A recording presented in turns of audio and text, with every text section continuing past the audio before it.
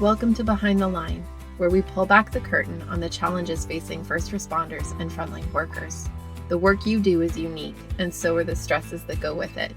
Join me as we tackle key issues to reduce risks for burnout, and as we work to support you in doing the job you love without sacrificing being the kind of person you want to be.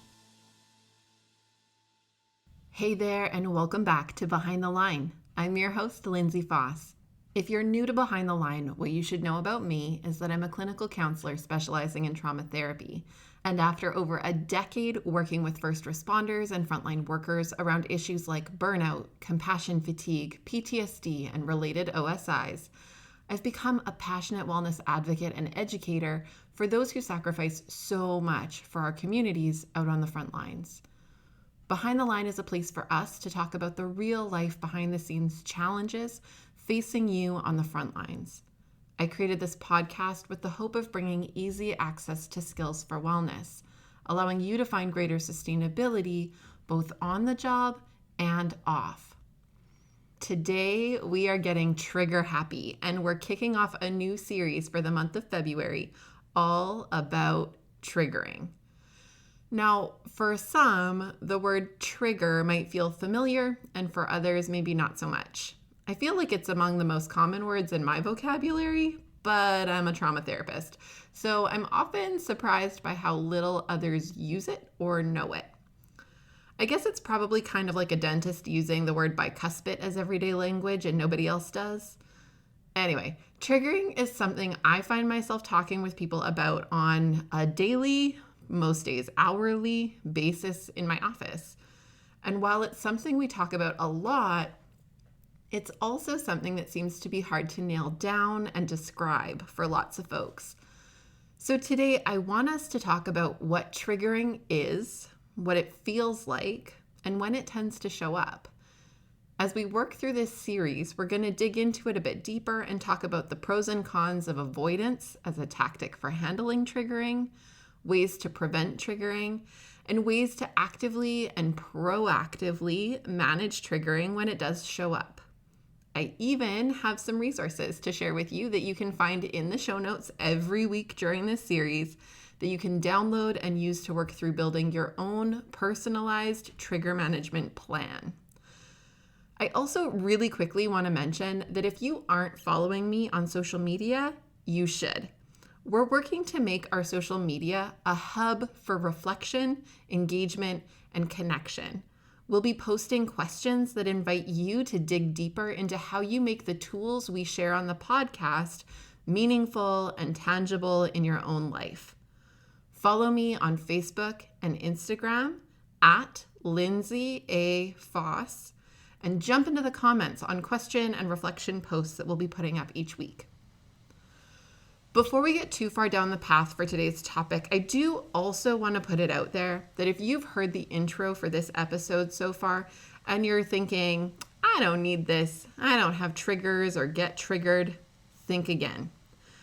While you may not be facing debilitating triggering in your career right now, and while you might never experience that degree of triggering, I sure hope you never do, I promise that the information we're covering during this series is just as important as a preventative tool as it is as an intervention tool. We can't know or predict when events will take place that will leave a mark on us. And we can't know or predict if, when, or how triggering might show up as a result of what we've been exposed to. If you work as a first responder or frontline worker offering crisis response services of any kind, you absolutely need to stick around for this. So let's get into it. What exactly is triggering? At the most foundational level, triggering is an emotional, psychological, and/or physiological reaction to stimuli that's outside of our control. Triggering usually feels unexpected, automatic, and like it takes over. It can feel unconscious and difficult to consciously override and regain control of ourselves. It can be a feeling like sadness or fear. It can be psychological, like flashbacks or intrusive thoughts. It can be physiological, like racing heart or difficulty breathing. And it can be, and more often than not is, a combination of these things all rolled together. Fun, right? Being triggered is more than just getting worked up about something. I was watching something on the news recently, and the commentator used the word triggered to describe someone who was worked up about a topic. And while I can appreciate that the term can feel useful to mark the significance of someone's reaction, it's actually not quite the same thing. What the newscaster was identifying was someone taking offense to something and expressing their sense of being bothered. While it can be reactionary to get offended, it's usually connected to our beliefs and values, which we have some ability to look at, choose, and change if we wanted to. Meanwhile, true triggering, doesn't feel optional. It's connected not to our beliefs or values that we have some say in developing or altering, but rather to how our brains have interpreted, internalized, and held on to events that we didn't get a vote in choosing. Triggering isn't about getting upset by something or someone. It's more like being held hostage to a brain that had to face something hard and continues to feel subjected to that experience.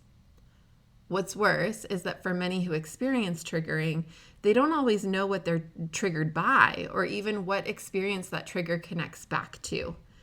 And this is where it really feels like being held hostage, because we can feel swept up in reactions that take over our bodies, turn our day upside down, impact our ability to focus or function effectively, and we might not even be able to know why. So let's break down the mechanics of what's happening when triggering occurs. Your brain, while highly complex and interconnected, is also segmented into regions and areas that do different kinds of jobs. For example, we've talked a ton on the show before about the prefrontal cortex, which is the part of the brain just behind your eyes and forehead, and how this part of the brain is responsible for things like language and executive functioning, which really means our ability to make decisions, problem solve, and manage complex information. The prefrontal cortex is essentially the manager of your brain.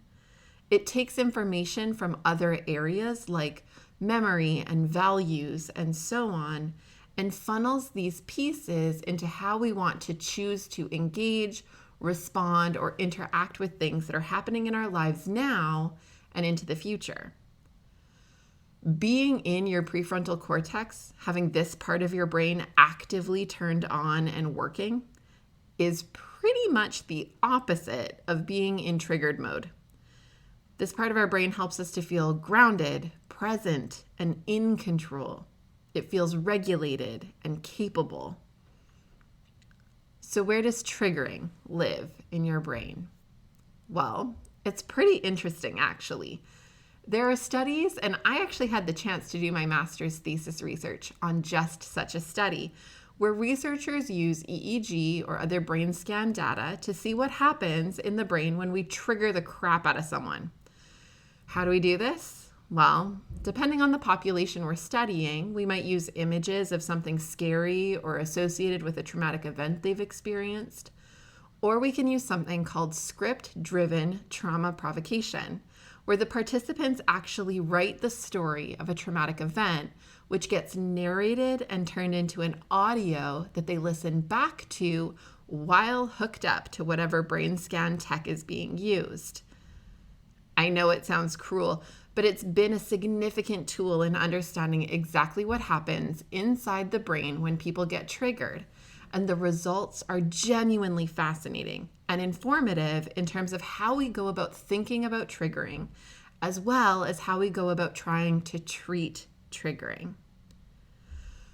When a brain is exposed to a trigger, something that your brain feels is in some way directly or vaguely tied to a traumatic or stress-inducing event that left a mark, your brain perceives this trigger as a threat, just like the event that your brain believes it represents.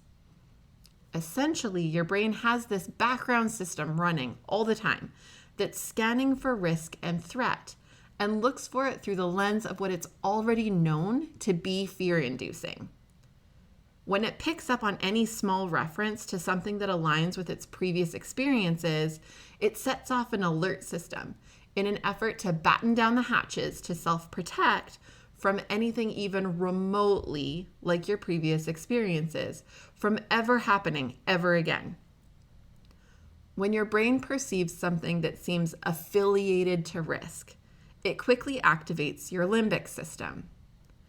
Now, what is the limbic system? It's a region in your brain that's near the back of the brain, tucked up right above your brainstem at the base of your head and top of your neck. Your limbic system is the area of your brain responsible for your stress response, including fight, flight, freeze, or fawn responses.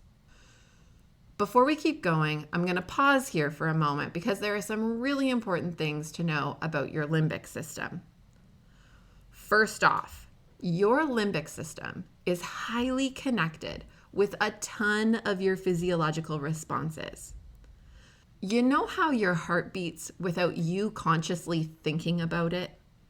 Same with your breathing, your temperature regulation, like sweating or shivering, your blood pressure, and other unconscious moment-to-moment physiological basics. Your limbic system, when it perceives stress or a need to protect, automatically exerts influence over all of these systems. It's why your heart will speed up, your breathing will become more shallow, it even shifts blood flow away from your extremities and into your core. It does all of this to prepare you to be able to fight back, run away, or manage the risk in whatever way best leads to survival. Second, your limbic system has its own version of memory storage. Because it's so highly responsible for altering your physiological state, it tracks events and stores memory like a multisensory movie. It believes that it needs to recall all aspects of a traumatic or stress-inducing event in order to be able to effectively prevent it from recurring in the future. So, it takes note of additional information that regular memories, non-traumatic memories, wouldn't normally care to remember. Things like smells, body positioning, vague sounds, lighting, all kinds of things that are way over and above what normal memory systems care to give strong attention to. Third, your limbic system doesn't own a watch. While other parts of your brain have access to a clock that lets it know whether something was past, present, or future, your limbic system only deals in the now. It doesn't frankly care if your heart beat 10 seconds ago or whether it will beat 10 seconds from now. It only cares that your heart is beating right now. The tricky thing about this is that memories connected to this area and stored as a multisensory movie aren't stored as memories from something that happened, past tense, but rather as something that is continuing to be happening whenever it gets, you guessed it, triggered. We're going to circle back to that in a second, but really quickly, I also want to let you know the fourth thing about your limbic system, and that is that it is not particularly well connected to your prefrontal cortex, meaning that it tends to operate in isolation and without a lot of input from the part of your brain that is able to problem solve, make decisions, and feel present and capable. On top of that, not only does it not have great connection to your prefrontal cortex, your limbic system is also a fuel hog. What this means is that in order to prioritize survival, which your brain deems to be the highest priority, when risk is perceived, your brain will divert resources from other parts of the brain to your limbic system in an effort to give it its best chance at helping you to survive.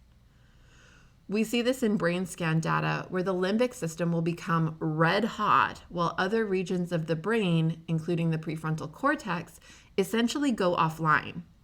What this means is that the best part of your brain that does its best thinking, planning, and responding isn't made available to you as a resource when triggering happens. And that's a big problem, and part of why we feel held hostage by these automatic responses that feel so outside of our own control. Okay, so now that you are a brain expert on all things limbic system, let's talk about what this has to do with triggering and how we use this information meaningfully. When a trigger happens, your brain sees it as somehow having some kind of clear or vague reference to an event that it has stored as traumatic or highly stressful. Now, triggering can be obvious and actually risky things, like being in the same room as a person who perpetrated something dangerous in a setting that feels risky or not controlled, like seeing someone who has caused harm in a casual setting where there's nothing stopping them from causing harm again. That's like a trigger that maybe really needs to be there to let me know that I'm at risk right now. These are the moments that triggers are made for, to keep us on high alert, to protect ourselves from re-experiencing similar risk of harm.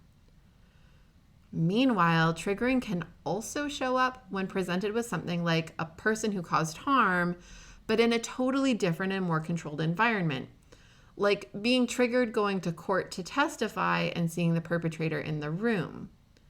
The space is relatively safe-ish, but triggering is still alerting us that something here has been unsafe before. Then there's this other category of triggering that is far less clear or obvious, and it tends to be connected to sensory information. An example is feeling triggered while walking through the mall past the cologne counter of one of the big box stores, because one of the colognes smells like what someone was wearing when something bad happened. The mall isn't particularly unsafe. The person who caused harm isn't present. By all standards, I should be pretty fine right now, but my body is losing its mind and feeling the need to kick up its fight, flight, freeze, fawn responses because it associates the smell to that multisensory movie. Remember, our limbic system, once activated, doesn't have access to a clock and reduces the capacity for my prefrontal cortex to intervene and help out. So when I'm triggered by something like a smell in an otherwise totally safe situation, my brain has difficulty knowing that I'm safe because it's focused on the data that says, unsafe, unsafe, warning, warning. The term triggering is used really commonly when we're talking about PTSD or PTSI, but did you know that triggering can happen on a spectrum?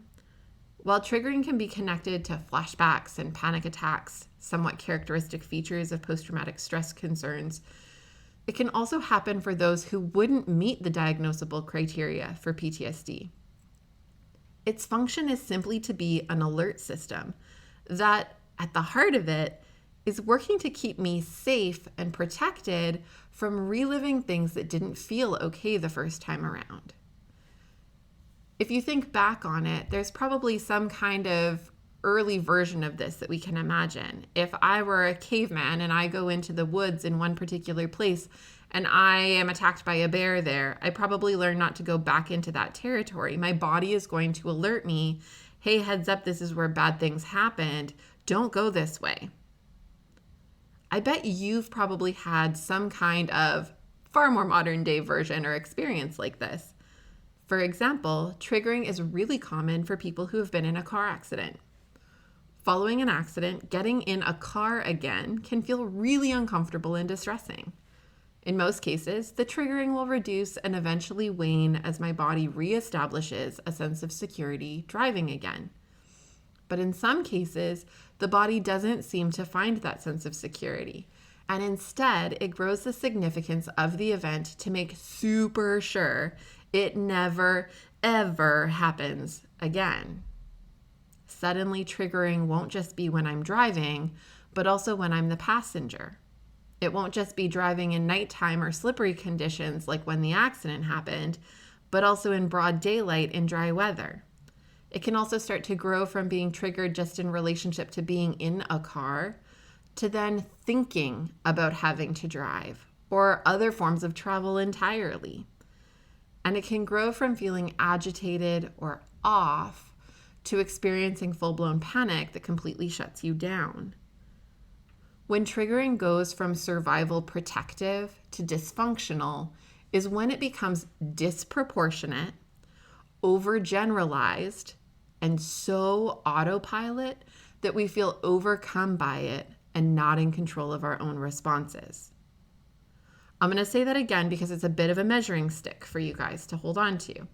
When triggering goes from survival and protective, which is what it's meant to be for, to dysfunctional, where it's no longer helpful to us, is when it becomes disproportionate, so our reactions are bigger than what they should be, overgeneralized, so we're now reacting to things that are more broad than what our original event would have been kind of indicative of, and so autopilot that we feel overcome by it and not in control of our own responses.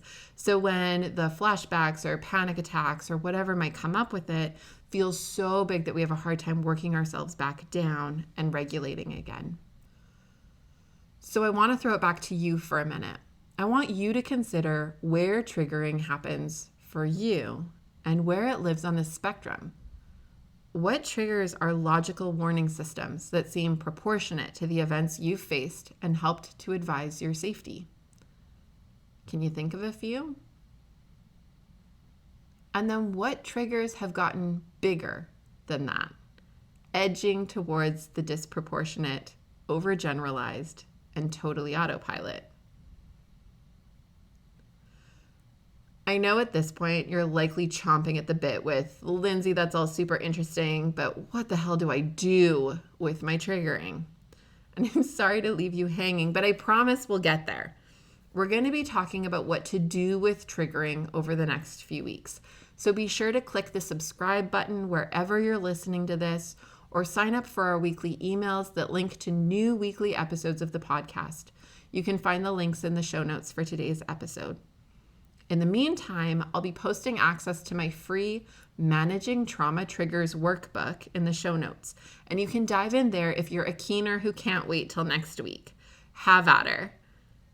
As we wrap up for today, I also want to give a heads up that for those who have been waiting to jump into the next round of the Self-Care Dare 5-day challenge for first responders and frontline workers, your next chance is coming up. We will be launching registration for the Dare 2 weeks from today on February 15th. If you're a new listener and you don't know about the Dare, let me give you a really quick rundown. It's a 5-day challenge that invites participants to build a killer self-care plan to help protect and support sustainability both at work and in your actual personal life. You get daily videos that are really short and quick that cover 5 key domains of self-care, along with worksheets and guides to help you develop and implement your own personalized self-care plan. You also get access to a private Facebook group where we connect, discuss challenges, problem solve, and celebrate successes together. And I love giving away a few prizes along the way to keep you engaged and motivated, because investing in yourself in this kind of way is so important, and I want to make sure that you see it all the way through. You're worth it. So keep your eyes peeled. We'll be posting about it on our social media and to our email list. So if you haven't already, follow me on social media or sign up for the Self-Care Dare waitlist on our podcast webpage to get notified of when registration goes live. I will add that we are planning to cap registrations this time around, so be sure to register early on to claim your spot. I hope you'll join me for it and kick off 2022 with this investment in you and your wellness, and vicariously the wellness of those who care about you. Because as we often say during the Dare, taking care of me lets me take better care of others. Ensuring your own wellness is a win for everybody. As we wrap up, I want to remind you to please reach out and connect if you have any questions or feedback. You know I love hearing from you and shaping this podcast to echo your needs and interests. I love hearing about what you're working on and how you're using what we talk about on this show. You can find me on Facebook and Instagram at Lindsay A. Foss, where you can follow me or tag me, or you can shoot me an email at support@thrive-life.ca. I continue to be so grateful to the many of you who seem keen to share about Behind the Line and spread the word to others on the front lines. Know that we can be found online on our website, on most major podcast platforms, as well as on YouTube. Click subscribe to get alerts about our latest episodes, or subscribe to our email list to hear from me about all the exciting things we have going on and coming up. You'll find the details you need in the show notes, along with links to our Beating the Breaking Point indicators, checklist, and triage guide to help facilitate self-assessing burnout and related concerns. We make all of this available to you because the work you do matters, but more than that, you matter. And we want to make sure that you have what you need to keep up the good work at work, as well as in your real life outside of the work. So use it and share it. And until next time, stay safe.